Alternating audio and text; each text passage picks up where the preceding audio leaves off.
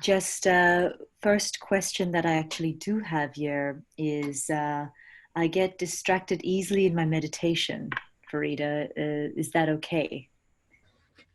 Meditation is not about shutting your eyes and worrying about being distracted. Meditation is sitting and observing, becoming an observer. Let the thoughts flow by. Do not fight them. Otherwise, you'll be sitting for 1 hour fighting your thoughts. Let the thoughts flow and you become an observer and you just watch it like a river flowing or like a movie in front of you, not getting involved in it. And then that you will get a little gap in between, maybe a tiny one initially. And that little gap will be like an expansion of your consciousness, or just stillness, or just nothing at all, just darkness, or just light, whatever it is. Do not judge it, do not get involved in it, and that will be your meditation. And as you do different techniques which help you, these pranayams, vibration, affirmations, visualization, chanting, are all tools that I have given you, which will help you to concentrate and widen your gap, because you become an observer. And concentrating on the third eye is very important. So that is my answer to you. And use the oils, like I've got oils vaporizing here. Or if you have a mist, like we have the aura protection mist, which we spray around you, which has got the oils of tulsi and saffron, and rucus, and all these, which is a rare and unique oils, which help you to bring about that concentration. Or if you don't have those oils, even just vaporizing a lavender, a rosemary, just the normal basil, that will also help you. So use these tools and they will take you through and help you to concentrate and focus. Thank you. And there is also another question. You mentioned 25% is our effort, 25% is the effort of the masters. 50 is defined in, and I think that gap is basically 50% is divine intervention. So we're talking about, Farida, would you just clarify that comment? Yes, certainly. This is not my saying. This was always given to us by Paramahansa Yogananda, who was a great yogi sent to the West in 1920. And he always said that you do your 25% in whatever you are doing. So if you come to a brick wall, make sure that you have done 100% of your 25% that you're meant to do. Then you just lay it at the feet of the divine. You just say, I have done my 100%. Now I leave it at the feet of whoever your master is. You may not even know who your master is, but just know that all of us have a master. All of us have a guide.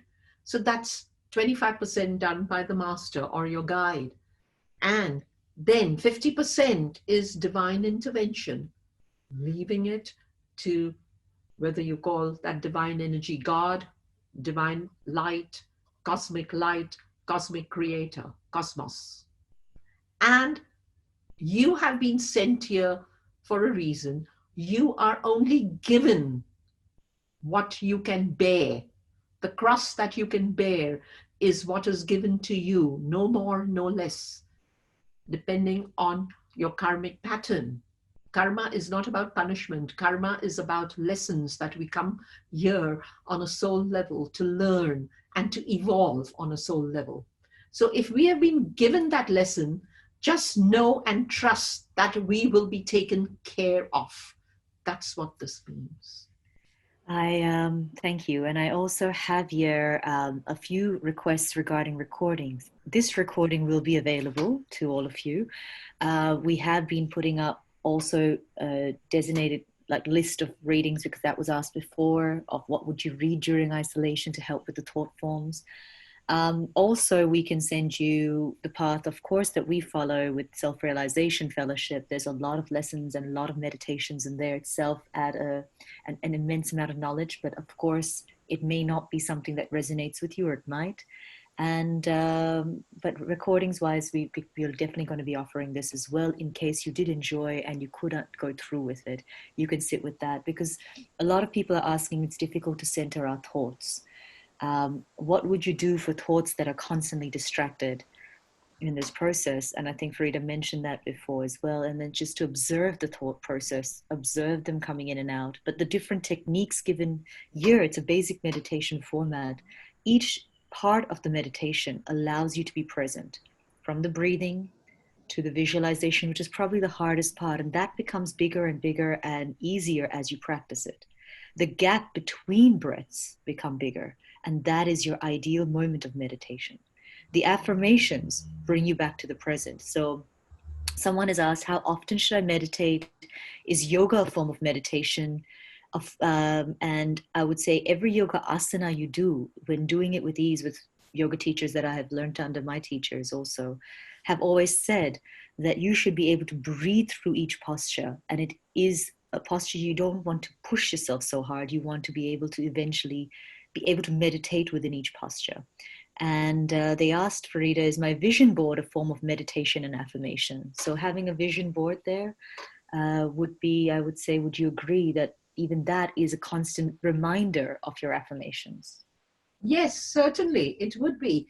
Any way that you can have that affirmation, through the third eye, letting it go into your entire being, sinking in. You don't have to say this full affirmation. You can even say, as I said earlier, when I read out on Dayamas, that I'm infinite, I'm happy, I'm joyful.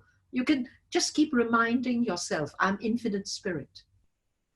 So And therefore, I'm happy, I'm joyful, my body is happy. When you say that, it gets ingrained into your DNA. Remember, each and every cell has got a memory chip. And so with this happy, joyful feeling, your endorphins start flowing.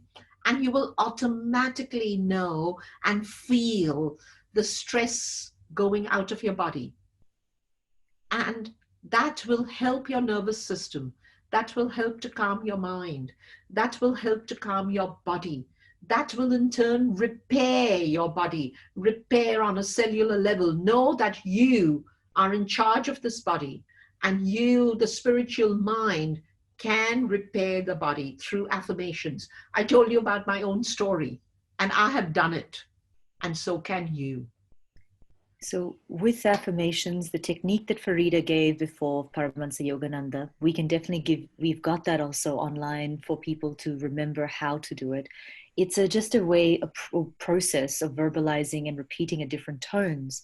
And as Farida says, ingraining it further. So it can be any affirmation that you want to use, anything that is on your vision board, and anything you're doing, even when driving, if you don't have time to sit and meditate. But if you need to do an affirmation for something acute, like taking medicine, you do it more often in the day, and then ease up with the amount of times you do that affirmation. There are Scientific Healing Affirmations, which is one of the references in our book list as well. That is Yogananda's, but again, what you choose to do, and with this technique, you can apply any affirmation. There is a question saying, can you expand on the different age stage, meaning now it's at the electrical stage or the electrical age? Yes, I'm not an astrologer. I just gave what the great yogis have given. That, a lot of people think we are still in the Kali Yuga. And yes, there's a lot of residue of that dark age still here. But the heartening process is that we are in the electrical age, which is in its ascendancy, which is moving upward. And it will progress. And as I read out, that there is also a, a new age, and a lot of yogis have said that there will be, what we are going through right now is we are evolving, we are expanding our consciousness. That is why it's important to increase our consciousness, to increase the frequency of our consciousness through meditations, so that we are all then in tune with the frequency to come, which is coming. There is a new hope. There is a new dawn. It is in its ascendancy. So that is very heartening to know that we are not going downward. We are only ascending in this age. And I heard the Dalai Lama right now, and the Dalai Lama also said that, look, just praying and praying to God, saying, hey, you take care of it is not enough. We have created this destruction. We are all in it together. So not just with prayers, but with simplifying our lifestyles, making sure that we do not pollute the air, water, ether, fire, earth, making sure that we eat right, we do not waste, we do not overindulge, because that's what we were doing. We were overindulging in everything, and we were just taking everything for granted. So if we can do that, we can bring the elements into balance for Mother Earth and ourselves, and thereby rejuvenate and revive. It is about taking responsibility. Thank you. There is a question. Can you talk more about why karma is a lesson rather than a punishment? How do you accept also or incorporate that lesson into your practice? Don't look too deep into that. What I said was, because a lot of people think that karma is punishment. Karma is not punishment. Karma is the law of cause and effect. That's what it is. It is a natural law. So what you sow, so shall you reap, as Jesus has said. And therefore, we have to know that whatever actions we do in this life, there is an equal and opposite reaction. And therefore, we have to bear in mind the consequences. We know it on a soul level. And if you meditate and meditate, if you've been rude, if you've hurt someone, if there has been a moment where you have taken advantage of someone, your consciousness will be on a level where you will be able to recognize what you have done. And you can rectify it. And meditation helps. And there are advanced techniques which also help in cutting out that karma. We do Kriya Yoga. And not that we are saints, but we have been told that if you follow those practices, then you will be able to lessen the impact of your karma and thereby evolve and go and advance further and further on a soul level. So don't look at it as a tedious lesson. As I said, nothing is infinite, only our soul is. So look at life's roles that come your way, not as being real. Don't take life too seriously. Know that you have come here to play those roles. It's like a drama. Your soul needs to learn the lessons, and you let go. Don't let those emotions stay within you, because that will hurt you. Thank you, Farida. And I think hopefully that did answer some of your questions. Please do let us know if there are any further questions. Oh, yes, there's one more. Where do you place trust in yourself, in others, and in the environment, Farida? Trust the universe. Trust in who you are. Know that you are this infinite spirit. And if you are this infinite spirit, you are part of that whole light. See, we only see when we play our roles, when we are involving ourselves in our daily lives, we only see the small picture that is presented in front of us. But just know and trust that there is a bigger picture. I will just give you an example. When I had my mother years ago having a stroke, my life just changed, because I, as I said, was a career person at that time. I was studying natural therapies in Australia. I had 2 little children. I had to leave them all, just trust in what's happening, and I had to go and be with her. I didn't know whether I was going to be with her for a week a month, months, and I was just left in that state, what we are in right now, more or less. And what I did, I stopped thinking further. I just knew and I trusted that my children will be looked after. Luckily, I have a husband who really supported me. But I had to trust that they will be looked after. I had to trust and live in the now and just do what I had to do now, not worry about tomorrow. And then do my practices and concentrating on the third eye. And when you go within, and that's what Yogananda used to say, concentrate here on your spiritual eye, and the answers come, and they do come. And everything just fell into place. Of course, I was there for about 6 months. And after that, I got good help. I did not have the finance, but somehow the finance came. My mother's shares went up. So the answers just came. And I could do it only because I trusted in the now, in the present, and laying it at the feet of the divine. And so I'm not just preaching this, I'm talking from experience. Just stay in the moment, but don't be within your shelf, within your shell, your own little bubble. Reach out to people, not physically, because you can't do that, but you can do it mentally. You can do it via phone. You can do it via modern technology, which we are very lucky to have. And at the same time, utilize this time to do your own practices, even if it's for 5 minutes. It doesn't have to be the whole day. And the trust will automatically come. Thank you. There is one more question, and it says, would you please give us some takeaway exercises for tomorrow and this week? And as they really did enjoy the session. I hope you did. And what I would say, taking away from this is, yes, create a dinacharya, a daily routine for yourself. In Ayurveda, we are very big on dinacharya. We say, create a daily routine. So, you don't have to follow it to the T. Do the best you can. But right now you have time to be able to do it.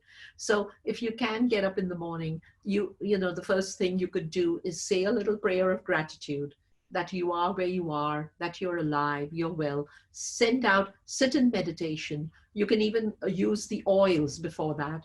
Do a nice aromatic dressing if you have any blends, or create a blend with, say, if you have got just oils at your disposal, like say lavender, rosemary, sandalwood, put it in an oil, base oil, a vegetable oil.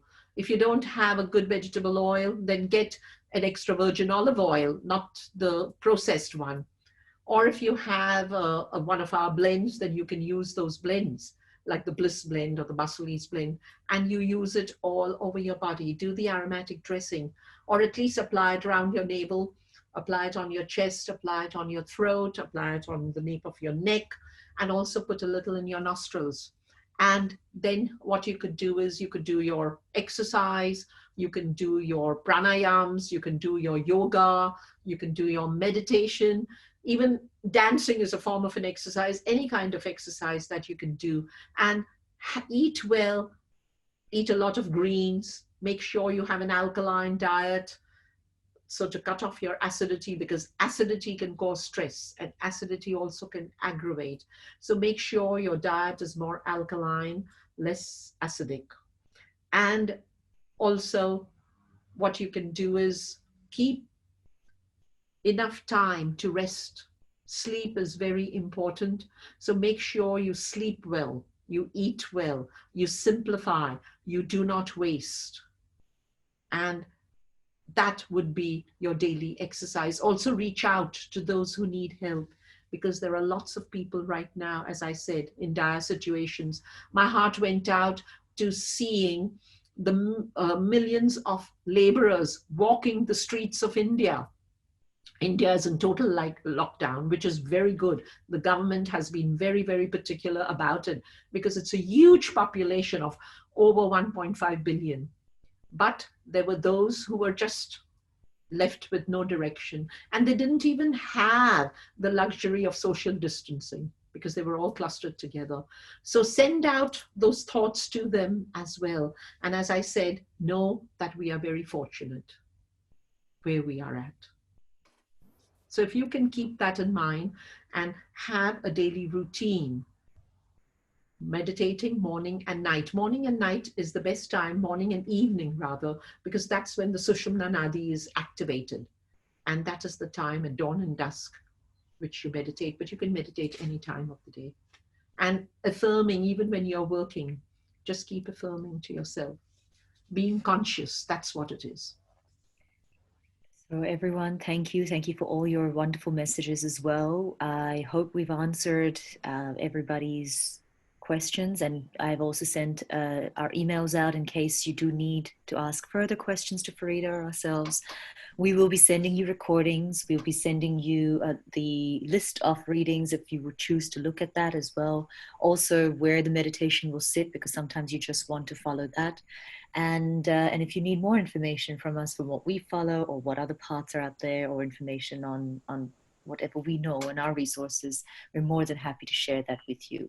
A question by someone saying, how can we send the energy to family members overseas? So I would assume from what Farida has said so far, with all the work that a lot of you might already be working with energy. You might be therapists yourselves already, and you may not be. This might be a first time of doing meditation. But even the simplest techniques that Farida today has given, a very simple meditation, even using that and the ending that we've worked with energetically, the last part, that is your energetic universal energy that we can send out. We send it out to so when you're doing it on the body, the mind, and the soul, each time you visualize a person on the physical level for the health of the physical, then the health for the mental, as you send out that light. So I don't know if that answers that question. Yes, if I may say something. Yes. As you're sending that light out, always protect yourself. Do not drain yourself. Especially practitioners and therapists, they have to be very aware that in their enthusiasm to help others, they should not get drained, even when they are working physically, which hopefully they are not right now because we have to self-isolate at this point of time. But sending out energy, you can't see energy, but energy exists. And so you can send it out in a flash by doing these techniques.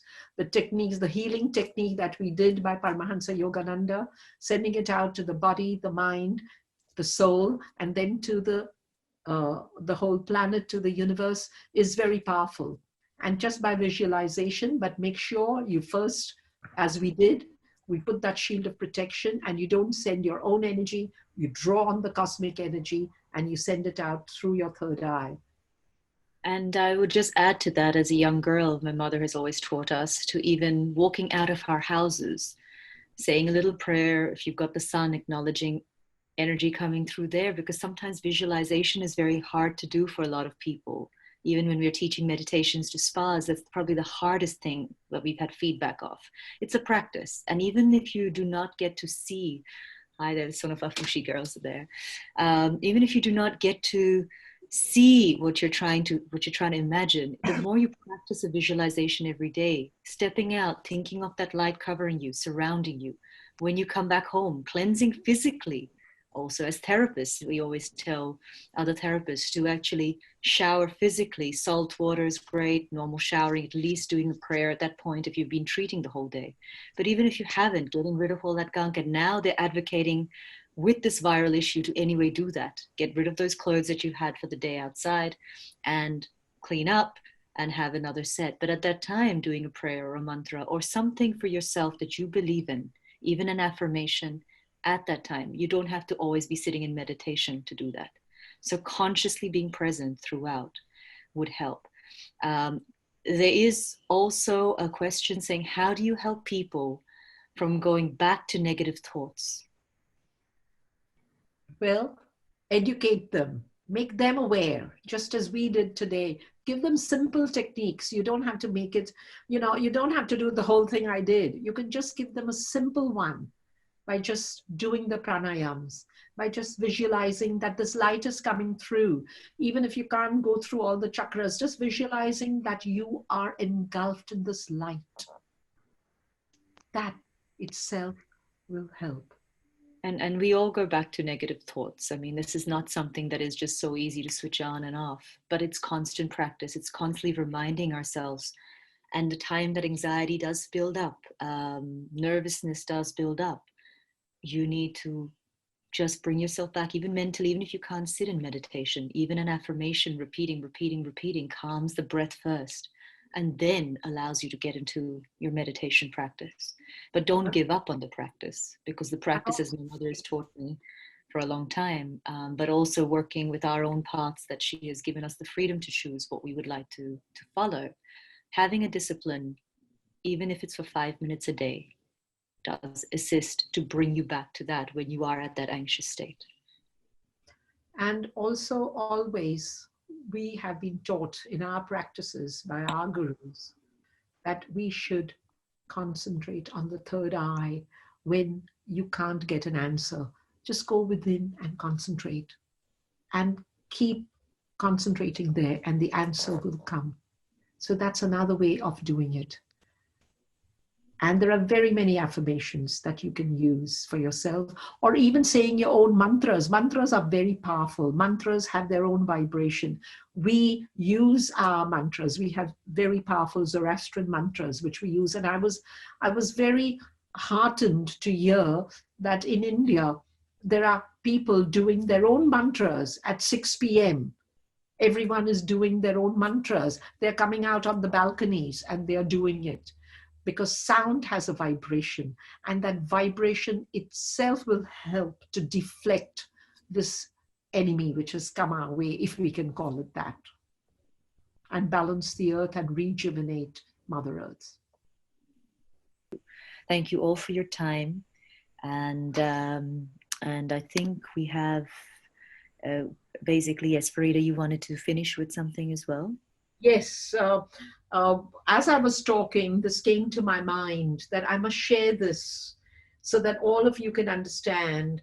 And there are many books that you can read also during your time when you said, keep some time to read. You know, we had left reading books. A lot of people were not even reading books anymore. But this is the time, and we will be sending you a list of that. But I just want to end by saying, by talking about consciousness right now. When you go beyond the consciousness of this world by meditating, as I said, knowing that you're not the body or the mind, just being aware of that, and yet aware as never before that you exist, that divine consciousness is what you are. You are that in which is rooted everything in the universe. This is by Paramahansa Yogananda, and I'm leaving you with this thought, which is a very powerful thought. Thank you very much for being here. God bless you all.